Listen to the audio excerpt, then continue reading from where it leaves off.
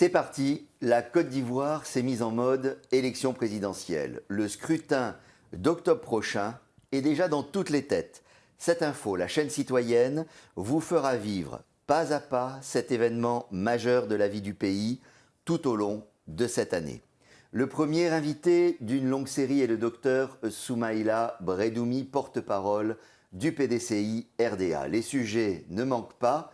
Tensions internes et choix du candidat, tensions avec les autres partis de l'opposition et la question des alliances. Et puis, au-delà des querelles politiques, que propose le PDCI aux Ivoiriens? Que ferait-il de différent s'il accédait aux affaires? Vous êtes dans Droit dans les yeux.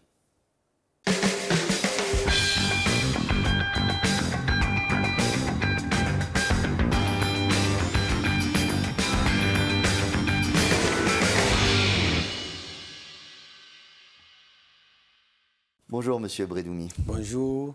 Merci beaucoup d'avoir accepté l'invitation de cette info en ce début d'année électorale. Comme je l'ai dit, vous êtes le premier d'une série d'entretiens politiques. Bonne année à vous. Bonne année, beaucoup de santé, beaucoup de succès. Merci. Bonne année au nom du président Thiam. Merci infiniment. Monsieur Bredhoumi, que pensez-vous du spectacle donné par le PDCI RDA autour de la convocation de monsieur Jean-Louis Billon devant le conseil de discipline de votre parti? Merci, je réagis sur le mot spectacle.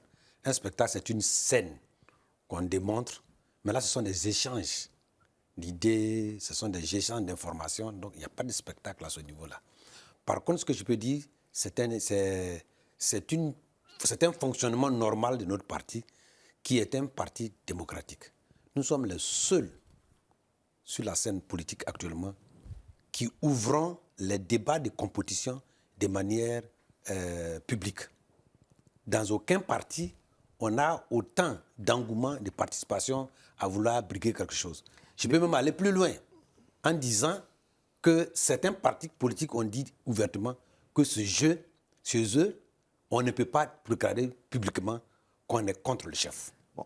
Il y a eu des allers-retours pour trouver une date de convocation de cette réunion du Conseil de discipline. Pourquoi la direction l'a-t-elle annulée mercredi au dernier moment? Qu'aviez-vous à craindre? On n'avait pas à craindre le Conseil de discipline en tant qu'institution, en tant que procédure.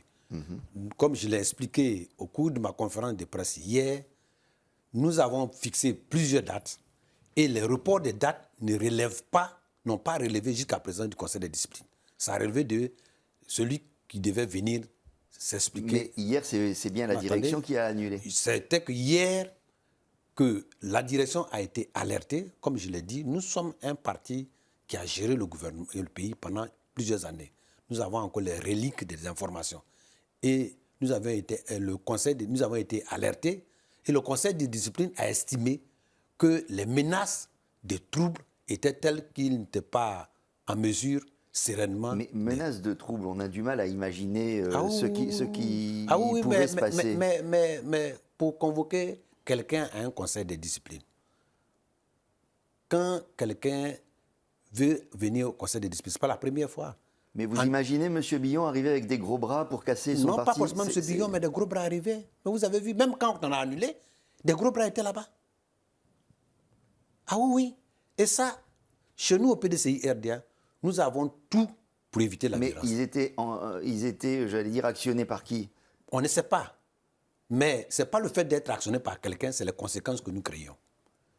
Rappelez-vous, quand nous avions programmé notre congrès extraordinaire, nous avions fait venir tous nos partisans, nos militants à Abidjan. Au dernier moment, on a annulé. Et nous avions près de 7 000, 6 000 personnes à gérer dans Abidjan.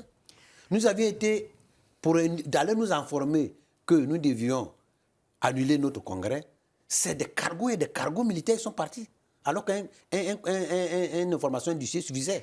Alors revenons... Non, attendez, c'est important que je précise cela, parce que quand des troubles arrivent, il y a des lois dans ce pays-là qui sanctionnent des auteurs. Alors, ce n'est pas en minimisant les risques qu'on se protège. C'est en prenant des dispositions pour que les risques n'arrivent pas à se concrétiser qu'on se protège. Mais cet imbroglio, parce que mine de rien, vu de l'extérieur, ça ressemble un peu à un imbroglio, laisse penser que la sérénité ne règne pas vraiment au PDCI à l'approche du scrutin présidentiel. Non, le PDCI RDA pour les scrutins, ça n'a rien à voir avec le scrutin. Je dis à l'approche. Ça n'a rien à voir parce que M. Billon et M. Thiam, ou toute autre personne qui veut aller à la convention, leur objectif, c'est d'adhérer aux élections. Donc ce n'est pas pour empêcher les élections. C'est pas pour empêcher les élections. Si c'était pour empêcher les élections, d'accord, on va dire qu'il n'y a pas de sérénité. Quel que soit celui qui sera choisi par les militants, il ira aux élections. Donc la sérénité ne se lie pas à ce qui se passe à la compétition pour être désigné. Si, aussi, oui. La sérénité se joue par rapport à ce que nous allons offrir au peuple. Ah, mais il faut aussi arriver à votre offre dans la sérénité, sinon on n'y comprendra plus rien. Mais on ira, notre offre arrive parce que hier j'ai fait une conférence de presse et tous ceux qui sont venus, au PDCI, il n'y a pas d'événement particulier par rapport à ce qu'il dit. La presse fait son travail parce qu'elle n'a pas de matière en dehors d'autres partis politiques à parler de démocratie. Les autres, il n'y a pas de démocratie. Monsieur Billon est convoqué pour atteinte à l'unité du parti. Bon, il est candidat à la candidature du PDCI et il pointe ce qui lui paraît être une faiblesse de son concurrent, qui est le président du parti. Mais en quoi est-ce que c'est attentatoire à l'unité du parti? C'est pas ce qu'on a dit dans la convocation qu'on lui a envoyée. Ah si, il y a atteinte à l'unité du parti. Ah oui, mais ce n'est pas attentatoire, c'est différent. Mais atteinte, c'est attentatoire, non, monsieur. Parce qu'attentatoire a un caractère beaucoup plus criminel. Alors, en quoi pointer les faiblesses de son concurrent dans une compétition politique, est-ce une atteinte à l'unité du parti? Ce n'est pas son concurrent qui l'attaque, c'est le parti. Quand il dit, dans un espace public, rien ne se fait pour tous ceux qui entourent le chef sont des repéros. Vous pensez que c'est le chef qui parle? Vous pensez que c'est du chef qui parle? Alors, quand même, donc on est en train de dire il faut adapter un langage de respect mutuel de l'institution que vous voulez diriger. Mais ça mérite le conseil de discipline? À se faire entendre. Ça mérite le conseil de discipline? C'est écrit dans notre statut. Tout ce qui menace la cohésion et qui attaque le président du parti dans notre société est une institution. Mais dans une compétition électorale, c'est pas à vous que je l'apprends. Il y a toujours, ça frictionne, non, ça se bagarre. Ça frictionne, mais ça doit se faire c'est pas une insulte non plus qui a été proférée. Vous pensez que tout à l'heure, si je fais des déclarations qui attaquent le président de la République, je ne serai pas poursuivi? Mais insister, par exemple, dans les propos de M. Billon, insister sur l'absence de M. Thiam de la Côte d'Ivoire pendant plus de 20 ans, c'est quelque chose qui est un fait. Oui, mais ce n'est pas de ça qu'il s'agit. Il en tire la conséquence qu'il aurait une forme de méconnaissance du pays ou des Ivoiriens. Mais c'est pas de ça qu'il s'agit. Bon, est-ce que c'est totalement erroné d'abord? Mais c'est pourquoi il faut qu'il s'explique. C'est pas de ça qu'il s'agit. Ça, il peut le dire. Il peut le dire. Tout le monde le dit. Tout le monde le dit et moi je le défends. J'ai dit que... Donc globalement, vous diriez qu'au sein du PDCI RDA, la critique est permise? Ah, elle est très permise. Sinon, on n'aurait pas attendu longtemps. Mais alors, quelle est la limite? La limite, c'est quand elle atteint la cohésion, quand on met l'institution en jeu, pour dire l'institution ne fonctionne pas, l'institution n'est pas bonne. Tous ceux qui sont là-bas, les élections ont été faussées, ont été truquées. Mais vous étiez là-bas. Vous venez vous expliquer pour faire monter des preuves. On peut vous convoquer à la police pour propos, et puis quand vous expliquez, si on explique que vous avez des preuves, vous libérez. Moi-même, j'ai subi cela. Vous dites que la convention est ouverte. Oui. La convention qui est l'organe qui désignera le candidat du parti. Oui. Mais l'impression tenace est que la direction cherche à faire condamner Jean-Louis Billon par le conseil de discipline pour l'empêcher justement de se présenter à la convention. Est-ce que vous souhaitez, est-ce que vous accepterez qu'il y ait plusieurs candidatures à cette convention? C'est très prétentieux de dire qu'on veut bloquer quelqu'un. Hier encore, j'ai dit, et je l'ai répété avant, que tout ce qui... S'il est condamné, il ne pourra pas se présenter, mais en fait. Comment on peut savoir qui sera condamné? Non, je dis si. Mais on ne peut pas... Avec si, on détruit tout. Avec si, on construit tout. Donc, mais ce qui est important... Quelqu'un qui serait condamné par le conseil de discipline peut-il se présenter à la convention? Ça, c'est une vraie question. Est-ce que M. Billon veut se faire condamner pour se justifier? Peut-être. Sinon, le conseil de discipline n'a pas objectif de condamner. Tous ceux qui sont partis au conseil de discipline. Mais s'il est condamné, est-ce qu'il peut se présenter? Mais il ne doit pas. Il fera en sorte qu'il ne soit pas condamné. Si vous savez que... Donc j'en déduis que oui, quelqu'un de condamné ne peut pas. Mais On est C'est la d'accord règle, avec ça. on est d'accord. C'est la Mais règle. si Ok. moi aujourd'hui, si M. Thiam ou bien Bredumi, moi je suis candidat chez moi, que je me mets dans une situation de fragmenterie, même en tant que député, et qu'on me condamne, ce ne sera pas la faute de la justice. Ah, pourquoi vous voulez que ce soit la faute du Conseil de discipline? Non, je ne dis pas la faute. Ah oui. Je dis simplement Donc, que... c'est de tout ça là que nous voulons que le Conseil Je de dis discipline... simplement que cette convocation, elle peut paraître un peu tirée par les cheveux, Bon, on et a que qu'à- si on- elle a pour conséquence, Ouais. si elle a pour conséquence la condamnation en interne de M. Billon, bah, ça a aussi pour conséquence de l'empêcher de se présenter. Mais si vous prenez la chose comme ça, le monde ne tournera pas. Ne Lui, tournera pas. Ne tournera pas parce que je vais vous Pourquoi? donner un exemple. Si je sais que conduire, griller les feux au rouge, ça peut créer des dangers et que je le fais en disant que c'est parce que si je grille les feux au rouge qu'on me condamne, alors je ne pourrais pas aller à une élection, mais ça sera pas, la société ne peut pas fonctionner. La société est régie par les règles et il connaît les statuts et les règlements intérieurs. Donc, il faut qu'il respecte les statuts et les règlements intérieurs s'il veut commander le parti. C'est tout ce qu'on lui demande. Le Conseil de discipline a 3 rôles. Le premier rôle, c'est le rôle d'interpellation, c'est le rôle du conseil et le rôle des sanctions. Tous ceux qui sont passés avant, qui ont été suspendus, ont été sanctionnés par le Conseil de discipline, les a reçus et leur a trouvé des situations au nom de la cohésion sociale, on leur a enlevé leurs sanctions. Donc le Conseil de discipline n'est pas un tribunal, je l'ai dit. Il peut y aller. Le Conseil de discipline peut lui dire, nous sommes dans une situation fragile, vous avez des récriminations, voilà, on a le Conseil des sages, on a le Conseil on a des cadres, on a même mis un comité ad hoc pour le rencontrer. Je ne Donc, pense pas qu'il en disconvient. Alors, je voulais vous demander, Bon. il y a aussi une autre option, Oui. ou peut-être que c'est dans la continuité, vous allez m'expliquer. Oui. La proposition de M. Guy Kahoué, qui est l'ancien Oui. secrétaire exécutif du temps de M. Bédier, Oui. qui a été candidat malheureux à la Oui. présidence du PDCI. Il n'est pas allé jusqu'au bout de C'est-à-dire qu'on n'a empêché, on n'a pas reçu, sa candidature a été considérée comme irrecevable. Non, ce n'est pas de ça qu'il s'agit. Moi, j'étais témoin. Donc il n'a pas été candidat, pourquoi alors? Il a été candidat, à la fin, il a retiré sa candidature.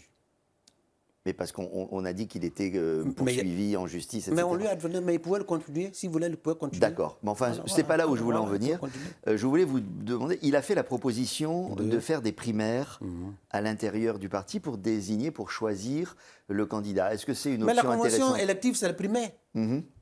C'est ça, c'est la même continuité. La convention élective, c'est le primaire. Il n'y a rien d'autre.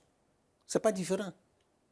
Vous allez, plusieurs candidats se présentent à une instance qui fait un choix. C'est ce qu'on appelle le primaire. C'est ce qui se fait aux États-Unis. D'accord. Donc, c'est écrit dans les tests. Donc, ce n'est pas... Il n'invente rien. Vous avez laissé entendre, lors de votre conférence de presse à laquelle vous avez fait allusion tout à l'heure, Oui. votre conférence de presse de rentrée, que la convention sera convoquée prochainement après la réunion d'un bureau politique. Oui. Est-ce que vous pouvez être un peu plus précis sur le calendrier? Non, parce que je suis un porte-parole et ce que j'ai dit ne doit pas être remis en cause. Je peux vous dire que ce sera le 7 avril et si le 7 avril, ce n'est pas fait. Donc, c'est quand tout sera Bon, bouclé. sans aller jusqu'à donner une date, est-ce qu'on peut donner une période? Moi, je peux vous dire, nous devons tout boucler, y compris nos candidatures en août. C'est tard. Non, attendez. Selon la loi. Ah oui. Selon la loi. Oui, voilà, parce qu'après, il faut Voilà. officiellement Voilà. se présenter. Quand en mathématiques, on appelle ça la récurrence. Quand vous voyez les pressions que nous avons pour organiser tout, nous ne pouvons pas arriver au mois fin avril sans avoir tout fait. Or, voilà la convention, il faut faire un bureau politique. Donc chez vous, vous dites, vous imaginez que au mois d'avril, tout sera bouclé, vous aurez fait votre bureau politique avant et votre Au moins, convention. le bureau politique sera fait. Pourquoi? Parce que nous sommes en train de voir, nous revendiquons qu'il y ait une nouvelle révision de la liste électorale au titre de l'année 2025. Si elle doit se faire au mois de février, alors nous tiendrons compte pour fixer la date définitive. Alors, puisque vous en parlez, je vous pose la question. On vient de faire une révision de la liste électorale. Pourquoi est-ce que vous demandez encore une révision? Parce que c'est ce que prévoit la loi. C'est-à-dire? La loi impose à la commission électorale indépendante de procéder à la révision de la liste chaque année. Et à ce titre, le budget est prévu pour 2025. Nous l'avons voté. Je suis membre de la commission des affaires économiques. Donc il est prévu légalement une nouvelle session de révision de la la liste électorale. D'accord, mais ça ne dépend pas de vous. Elle se fera quand elle se fera. Et en quoi le calendrier du parti est-il lié à ça? Parce que nous pensons que l'objectif de nous, ce n'est pas d'aller faire des réunions, c'est de nous préparer pour avoir le maximum de nos électeurs sur la Oui, liste. mais si vous liez votre propre calendrier à celui de l'État, vous risquez d'attendre longtemps. Mais parce que nous, on ne lit pas à celui de l'État, on lit à celui de la loi. Non, mais quand on dit qu'il doit y avoir une révision... Celui de la loi. Quand on dit qu'il doit y avoir une révision en La loi, 2025, la loi, ça peut être en août. non, la loi, Si aussi, la commission la loi le- aussi impose à la commission électorale de boucler la liste définitive dans un certain période. Donc, la loi ne peut pas aller au-delà de février. Ah, d'accord. Ah oui, la loi encadre ça. Donc, la commission, la CEI doit pouvoir prendre les listes provisoires, D'accord. ouvrir un contentieux et aller. Donc, la loi impose à la CEI, si la CEI veut respecter la loi, elle doit faire la révision, la dernière révision, au plus tard en février. Il y a quelque chose qui m'interpelle, c'est que M. Thiam, si j'ai bien compris, souhaite connaître le candidat du RHDP avant de convoquer votre convention. Vous avez entendu... En quoi est-ce que qui c'est vous a lié dit ça? Vous avez entendu M. Thiam déclarer? Vous avez des références? On prête beaucoup de choses au PDC. Mais si c'est pas vrai, si c'est pas vrai, il faut le dire. Moi, je suis à côté de lui. Parce que c'est effectivement des choses qui sont aucune dites. déclaration pour dire que je vais attendre que les autres candidats soient connus avant. Écoutez, je pense qu'il l'a dit dans une de ses vidéos, mais bon... Non, il comme a je suis simplement pas dit, certain, il a dit il a quoi seulement dit qu'en stratégie politique, il vaut mieux connaître ses adversaires avant de prendre un certain nombre de décisions. Mais Ça, c'est normal. qu'est-ce que ça change pour vous, en fait? Quand vous avez un match de football Ouais. et que vous savez comment l'autre entraîneur classe les joueurs, vous pouvez prendre vos dispositifs en en faisant de 3 Alors, je vous pose la question Voilà. différemment. Que ce soit le président de la République qui décide de se représenter ou un autre membre de son parti, qu'est-ce que ça va changer pour vous Non, qui allez organiser votre nous nous convention? préparons pour le président de la République. Vous vous préparez pour le Pour le président de la République. Moi, ce que je peux le plus, peut le moins. Donc, ça n'a rien à voir avec Ben, nos Non, ça- nous ça- préparons. donc cette idée de connaître d'abord n'a pas vraiment Non, c'est sens. pas ça. C'est pourquoi je vous ai posé la question qui vous l'a dit. Puisque moi, je suis porte-parole. Ce que j'ai dit, c'est que nous Donc pensons... il ne l'a pas dit. Non, moi, je ne sais Ou pas. il ne le pense pas. Nous pensons que la chose la plus importante, c'est est-ce que oui ou non, la CEI va faire la révision de la liste électorale pour 2025. Ça juge notre calendrier. Voilà, c'est ça qui juge notre calendrier. Dans tous les cas de figure, pour vous, porte-parole, M. Thiam est le meilleur candidat pour le PDCI? Il a été voté à 96,2% par les militants. Ça, c'est pour être président du parti. Mais Ah je oui, parle pour être candidat. mais dans nos tests jusqu'à présent, il n'y a aucune règle qui interdit le président du parti d'être candidat. Ah non. Mais je demande, est-ce que pour vous, c'est le meilleur candidat? Ah oui, c'est le meilleur candidat. Pour moi, c'est le meilleur candidat.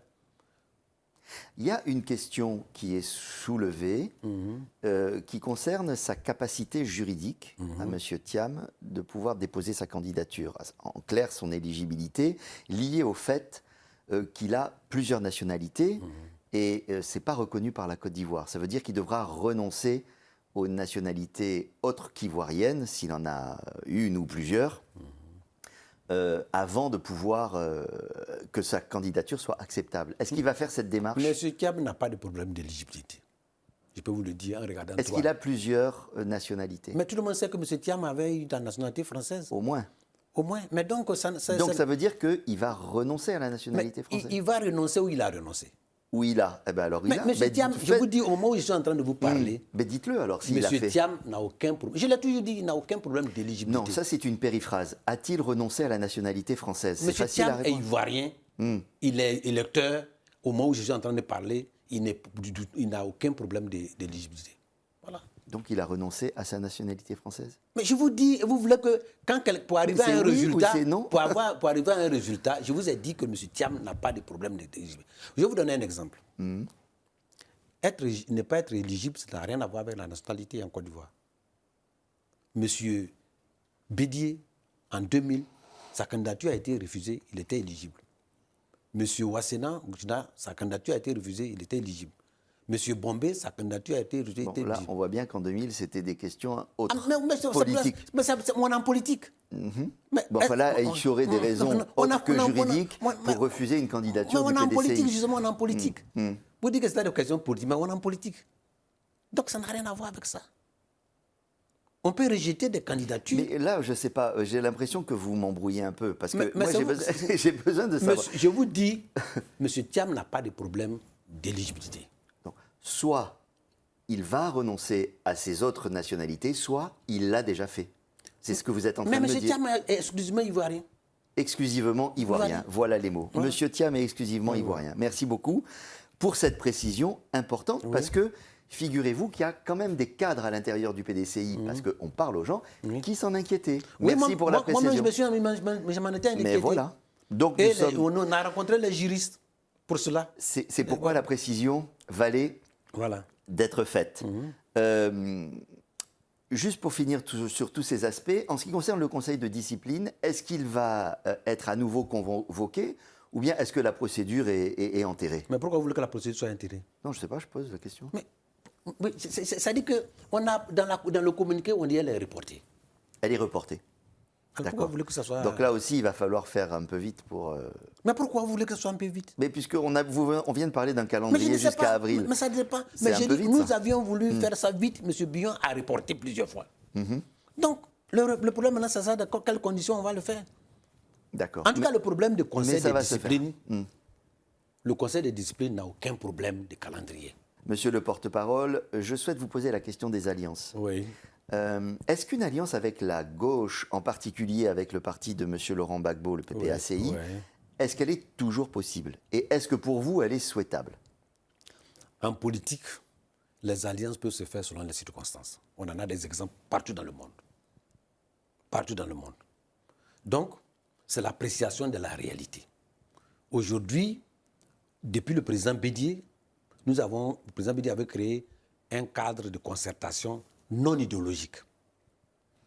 Et quand le président Gbagbo est venu de prison, il a reçu à Daoukourou, il a fait une déclaration à ce titre-là. Donc c'est possible. Il y a même... Mais ça, c'était il y a 2 ans. Quand le président Thiam a pris le pouvoir... Aujourd'hui, on attendez, est je finis. En 2025. Quand le président Thiam a pris le pouvoir, il est allé rencontrer le président Gbagbo. Et des négociations sont en cours avec tous les partis politiques de l'opposition pour trouver un modus vivendi pour des accords pour aller aux élections. Donc elle est encore possible, cette alliance? Ce n'est même pas une question d'elle impossible. Elle est souhaitable pour vous? Elle est souhaitable, elle est sous le champ, seulement c'est la forme qu'il faut voir. Est-ce qu'on va individuellement et au deuxième tour, on soutient le premier en tête, comme on l'a fait avec le RHDP, le RDR en son temps, ou bien on trouve un candidat unique, ou on trouve des candidats, parce que l'opposition c'est quand même large, il y a plusieurs partis, ou bien on trouve des candidats, des partis sélectionnés pour donner des chances pour aller. C'est ça, ces modalités-là. Et de voir comment il y a des reports ensuite. Voilà. Est-ce qu'il y a de l'eau dans le gaz entre M. Thiam et M. Gbagbo? Non. Vous me dites ça en me regardant droit dans les yeux. Il n'y a pas de chose parce que on est droit dans les yeux. Non, je vous le dis parce que un chef, il est entouré d'hommes. Moi, je suis peut-être pas le premier cercle, mais peut-être au moins le deuxième cercle du président Thiam. Et nous avons des démarches avec le cercle autour du président Gbagbo, autour de Blé Goudé, autour de Mme Gbagbo.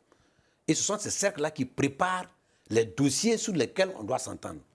Les chefs doivent s'entendre sur un certain nombre de principes. Ce n'est pas l'idéologie. De 2025 à 2030, le premier mandat qui va venir, vu la situation de la Côte d'Ivoire, on ne peut pas faire une campagne idéologique. On ne peut pas faire une campagne idéologique. On est obligé de faire une campagne sur des valeurs qui ont été érodées, qui ont été détruites. Et qui font que, dans un premier temps, il faut construire. Et ces valeurs-là ne sont pratiquement pas forcément de gauche ou de droite. D'ailleurs, quand tu regardes dans le monde actuellement, en France, aux États-Unis, etc., est-ce qu'il y a une gauche, une droite réellement tranchée, à part les extrêmes? Personne ne veut des extrêmes. Donc, il faut que ça soit sur des principes. Aujourd'hui, nous avons des grandes décisions que nous allons prendre dans les années à venir. Bon, il y a une qui est en train de se régler, le problème de la défense, avec les accords coloniaux, le problème de la monnaie, le problème de comment on gère la création de la richesse, le problème de faire comment on prend des principes, quel type d'école on veut, quel type de formation. Ça, ce sont des choses pour lesquelles, pour s'accorder à quelqu'un, il faut que vous ayez un minimum d'accord. Et vous pensez que c'est possible de s'accorder avec les partis de l'opposition de gauche? Ces problèmes tels que, de la manière où se trouve l'école, les problèmes avec la défense, les problèmes de la monnaie, les problèmes de la richesse, de la pauvreté, ces choses-là, mais ce n'est pas une affaire de gauche ou de droite. Alors, je vais vous poser une question peut-être qui va vous paraître bizarre, mais est-ce qu'on peut imaginer à nouveau, et comme vous le dites en politique, il ne faut jamais dire jamais, un nouveau rapprochement avec le RHDP, que ce soit avant ou après le scrutin présidentiel? Après le président, quand nous serons au palais, nous, ce sera ni revanche ni vengeance. Donc nous allons voir s'il y a des cadres du RHDP. Donc avant non, après peut-être. Mais c'est vous qui tendrez la main si vous gagnez. Nous, on tend la main à tout le monde. On tend la main à tout le monde. Nous, on tend la main à tout le monde. Je cite le président Tidjane Thiam qui a dit il y a exactement un an, nous allons démontrer que nous pouvons faire de la politique autrement. Oui. Qu'est-ce qui peut montrer depuis un an que vous avez fait de la politique autrement? Il n'a jamais donné de l'invective, il n'a jamais agressé quelqu'un. Il a toujours dit nous allons faire la paix. Il a toujours dit qu'il faut éviter la violence. Il a toujours dit que les élections doivent être transparentes pour que celui qui va gagner soit reconnu immédiatement par les autres. Donc ça, c'est un langage qui est propre à Thiam. Peut-être que c'était dit, mais qui est propre et qui le vit. Au-delà de la forme, qui effectivement est très importante, est-ce qu'on peut entendre dans cette faire de la politique autrement, c'est de parler plus du fond que des propositions, des choses comme ça? Oui, M. Thiam, très tôt, a relevé ces 6 piliers sur lesquels il veut baser son programme. Justement, alors au PDCI, il y a 6 piliers, 6 commissions qui travaillent sur le programme que portera le futur candidat. De quoi elles parlent, ces commissions? Quelles sont-elles? Quelles thématiques elles portent? Mais les thématiques sont déjà définies par le chef. Dites. Le capital humain, la société, le développement durable, les nouvelles technologies, la paix et la sécurité. Donc, ce sont des choses qui sont... Donc sur chaque sujet, le parti est en réflexion et va sortir... Et dans chaque sujet, il y a des sous-commissions. Par exemple, l'économie et l'équité. L'économie comprend des aspects agricoles, des aspects des infrastructures, des aspects du développement durable. Donc il y a des intersections. Et donc des spécialistes font... Et puis il y a une... Donc, comment elles sont composées, ces commissions? C'est des cadres du PDCI, des cadres. Les cadres du PDCI, avec des gens qui connaissent les sujets. Oui, qui connaissent les sujets, qui ont de l'expérience. Donc vous êtes un grand spécialiste de l'agriculture. Est-ce que vous travaillez dans une de ces commissions? Je suis dans beaucoup de commissions. Ah bon? Donc, ça, c'est le propre du porte-parole. Voilà, le porte-parole doit pouvoir quand même être transversal et comprendre. Mais en dehors de moi, comme spécialiste, il y a d'autres spécialistes.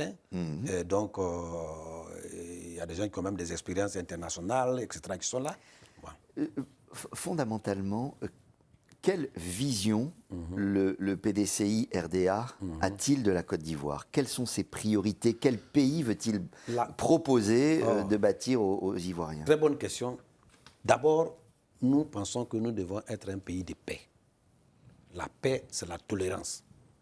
La paix, c'est vivre la paix à l'intérieur et avec les voisins.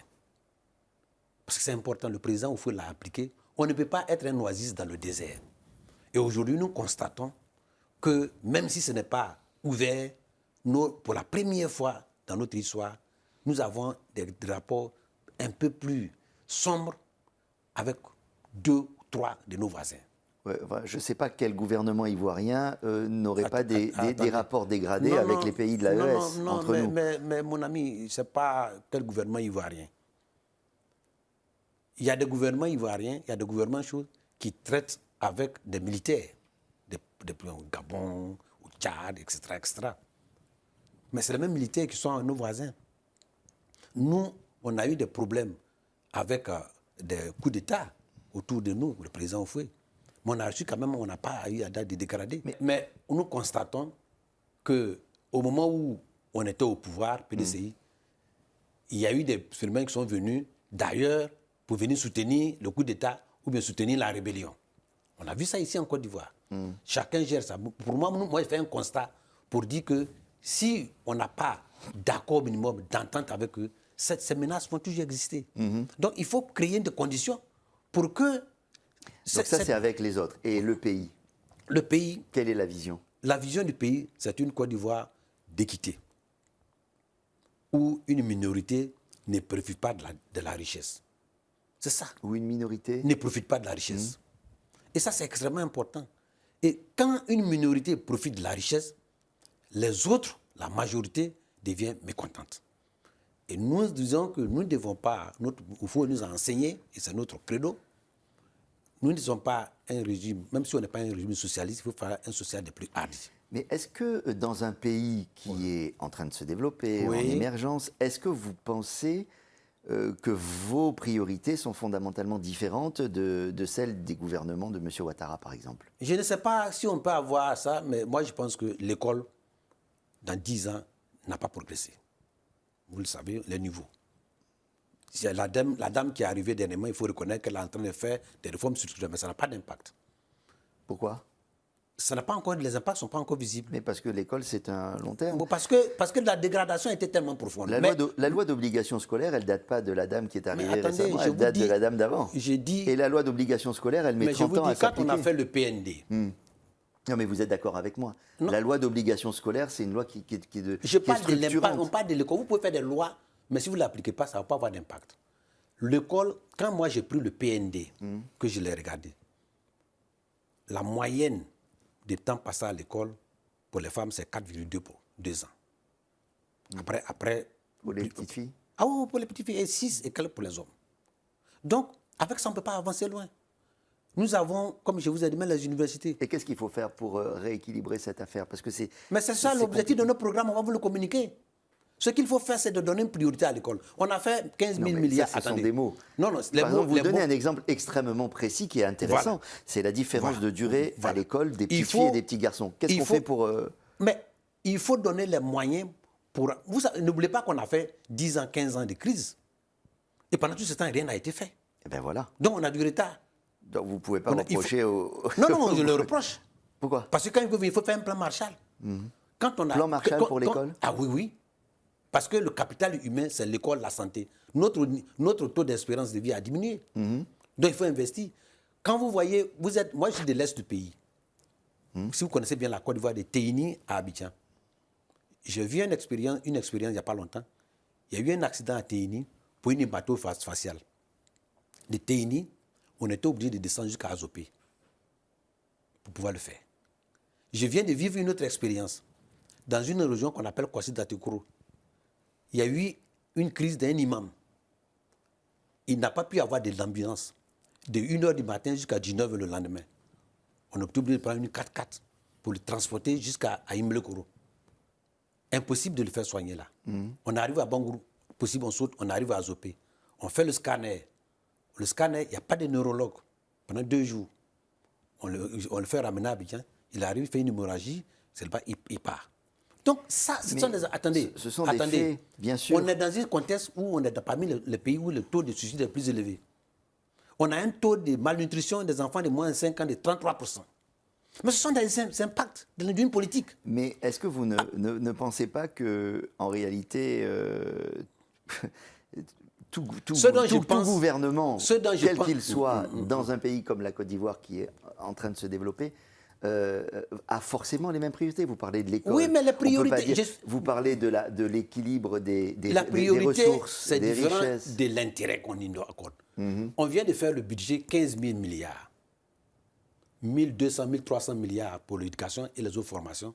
Ça fait 1 900 milliards. Ça représente 12% du budget de la Côte d'Ivoire. Alors, je posais la question différemment. Ouais. Qu'est-ce que dans la gestion actuelle des gouvernements de M. Ouattara, avec quoi êtes-vous en désaccord complet?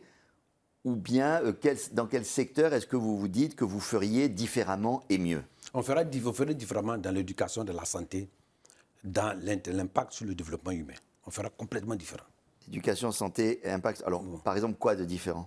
Par exemple, nous allons augmenter, compte tenu de la situation, significativement le budget de l'éducation nationale, en termes de construction, en termes de formation. On a recruté des enseignants qui savent... Vous ne pouvez pas nier que ça existe. Enfin, je veux dire, le budget d'éducation nationale, il a fortement augmenté. Ah bon? Le nombre de constructions... il est passé de 200 et quelques écoles à 500. Mais pourquoi le besoin de combien? Mais vous parlez des quoi? Des collèges, là? Non, je sais que Si le vous chef parlez du d'État a nombre dit- de classes qui ont été construites le depuis chef 2011, d'État l'a c'est des donné. milliers. Non, il a dit que 200 et quelques collèges en 2011, il est passé à 500. Mais pour quel besoin? À ce Et les rythme. collèges de proximité, il y en a Ouais. beaucoup aussi. Non, mais je te donne les chiffres qu'il a donnés. Donc, en combien? Est-ce qu'ils ils nous ont dit par rapport à combien? Donc vous voulez augmenter fortement le budget de l'école Ah oui? et insister sur l'école élémentaire, Ah oui? j'imagine. Mais quand on n'a pas une bonne école élémentaire, on ne peut pas avoir une bonne école secondaire. Et surtout la qualité. Et comment on Mais il faut améliore la former qualité les enseignants. Et ils ne sont pas assez bien formés? Mais écoutez, on a recruté des enseignants qui ne savent pas remplir un cahier. Moi, j'ai vécu ça. C'est-à-dire Ah oui, si. Parce qu'on faisait des concours qui ne sont pas liés au mérite. Ça, on le sait dans ce pays-là. Ils sont en train de se rattraper, mais le mal est fait. Et dans la santé? Dans la santé, aujourd'hui, Qu'est-ce que vous feriez de différent? Parce que là, il y a pas mal d'hôpitaux qui ont été construits. l'équipement, c'est le tableau, le plateau technique. Ouais. Le site de Cocody, de Yopougon. Vous savez combien de temps il est fermé? Vous êtes à Abidjan ici. Le plus grand quartier d'Abidjan, c'est Yopougon. Mais le site de Yopougon ne fonctionne pas. On a ouvert la chirurgie. Allez-y voir la salle d'hospitalisation. C'est les anciennes baraques qu'on a fait pour la canne, qu'on leur utilise. Ça ne marche pas. Mais comment vous voulez que les gens se soignent? Tout le monde oublie de venir au CHU de Cocody. Mais il faut équiper le plateau technique. Je vous ai parlé de l'hématose de Téini. Mais on pouvait en faire ça, on pouvait faire ça à Bonnoukou, à Bouna. On construit des bons bâtiments, peints en bleu-blanc. Il y en a partout. Mais il faut équiper le plateau technique. Et puis Donc il faut motiver les gens. Vous dites qu'ils ne sont pas suffisamment Et puis il y équipés. a des médecins même qui sont sortis. Ça fait 2 ans, ils ne sont même pas encore recrutés ou payés. Alors comment vous voulez faire ça? Les gens s'en vont au Canada. Si je vous demande, est-ce qu'il y a une ou deux ou trois mesures emblématiques que vous voudriez mettre en avant pour dire, voilà, avec nous, c'est ça qui va se passer? Un plan Marshall pour l'éducation et la santé. Ça, on va l'entendre dans la campagne? Voilà. Deuxièmement, il faut pouvoir donner un pouvoir d'achat aux producteurs au monde rural. Il faut le faire. Je vais vous donner, vous savez, on vit l'actualité. L'actualité aujourd'hui... Vous en avez parlé hier lors de votre conférence de presse, mais pourtant, le prix du cacao, par exemple, à 1800 francs le kilo, a été salué comme une augmentation utile, valable pour les planteurs. Monsieur le journaliste, je suis désolé. Non? J'aime pas trop parler de ça parce que je parle de ça, mais bon, là, ça, c'est votre domaine. Non, aujourd'hui, expliquez. non, attendez, je vais donner 2 chiffres. On a donné à 1800. Aujourd'hui, avant de venir, le cacao se vend au marché international à 7000 francs CFA le kilo. On a produit 60%. Pourquoi? C'est un problème de commercialisation. Le trimestre passé, le gouvernement vient de dire à 50 000 tonnes de cacao qui sont partis au Libéria. Aujourd'hui, on vient d'en saisir des gens qui s'en vont au Mali, au Ghana, l'Anacadiva. Pourquoi nous, et ça nous fait perdre beaucoup de ressources. Mais quel est l'intérêt de vouloir absolument maintenir bas? C'est qu'il y a une raison aussi. Mais c'est ça, mais il faut leur demander. Non, mais alors comment est-ce qu'on fait? Alors je pose différemment. Non, comment mais est-ce c'est pas qu'on à moi fait de pour répondre. augmenter? Moi, je fais un constat. Comment est-ce qu'on fait pour Moi, j'ai proposé à augmenter? l'Assemblée nationale. Vous dites qu'il faut monter à combien alors? Quand j'ai proposé Pour le à l'Assemblée cacao, il faut nationale, combien? attendez, à l'Assemblée nationale, attendez-moi. Il y a une loi, il y a une ordonnance qui était venue pour interdire l'exportation des produits dont les prix sont réglementés. Je leur ai proposé, pour mon expérience, la seule façon de pouvoir maîtriser ce flux, c'est d'être compétitif par rapport aux pays voisins. Chez moi, dans ma circonscription, il y a un village dont la frontière entre le Ghana et moi passe à l'intérieur du village. Ah oui, c'est authentique. Le village est partagé entre le Ghana et la Côte d'Ivoire. Quelle mesure vous allez faire là? On a mis à l'ouest le fleuve Cavali qui sépare la Côte d'Ivoire et le Libéria. Mais les produits vont là-bas par la pirogue. Vous quittez la Côte d'Ivoire, vous voulez dire qu'il y a trop de produits qui sortent de mais manière oui, illégale. ça, c'est mais vous avez vu que on court après ça. Oui, mais vous il y courez a des après gens ça, qui viennent d'être arrêtés pour ça. Vous avez combien de pourcentage? Vous avez 1800 francs en Côte d'Ivoire. On va voir si vous ferez mieux pour pouvoir les non, arrêter. mais la question, c'est comment est-ce qu'on fait pour augmenter le revenu des agriculteurs? Mais il faut augmenter, il faut donner la part aux paysans le plus important. C'est eux qui sont les producteurs. Nous avions mis ensemble en place un système de redistribution qui faisait qu'on appelle la caisse de stabilisation. Elle a été détruite. L'objet, c'est que le paysan, quand il peut se soigner facilement, quand il peut envoyer son enfant à l'école facilement, c'est comme vous subventionnez sa vie. Mais vous lui dites de faire ça seul, et le seul moyen qu'il a, vous ne voulez pas payer ça bien. L'anacad est payé à 500, 600 francs au Ghana. Et vous voulez qu'on paye ça à 275 francs en Côte d'Ivoire. Mais le paysan qui a 2 km, il est plus proche du Ghana que du port d'Abidjan. Alors, autre sujet, C'est compliqué. vous insistez sur la construction d'une société plus juste, plus équitable. On a entendu M. Thiam s'appuyer sur l'indice de développement humain pour pointer une société inégalitaire. Qu'est-ce qu'il faut faire pour réduire ces inégalités alors?